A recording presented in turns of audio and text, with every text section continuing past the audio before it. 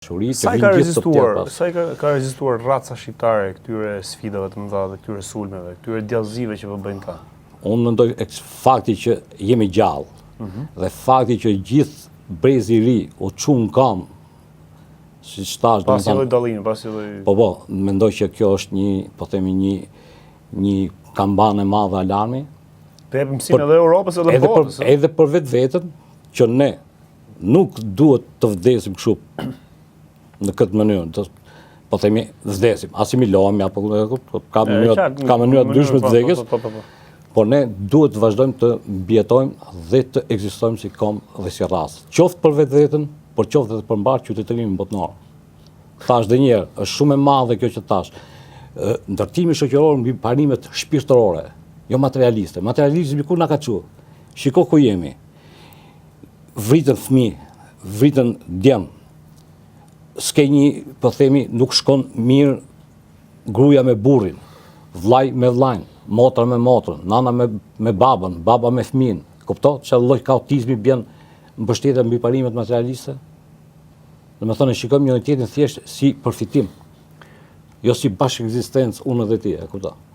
Pra janë duket në pamje të parë sikur janë gjëra kështu të thjeshta, kështu, po janë shumë të thella. Dhe këto nuk, po themi, ky lop satanik, po i themi, që nuk është se po e them unë, po e thot gjithë bota sot, domethënë do të ndërtoj një njeri të ri, pa të ristartoj, po themi një ecuri të re njerëzimit pa njeriun e dikurshëm. Dhe mendoj që ne si shqiptarë i kujtojmë atyre shumë mirë se kush është njeri i dikurshëm. Është edhe një diçka shumë e thjeshtë, ndoshta nuk ka rëndësi. Për shembull, presidenti i Amerikës tha një ditë në këtë luftën që po bëhet me Iranin dhe me Irakun. Aty në Iran me Izraelin. Me Iranin, që bëhet me luftë me Iranin.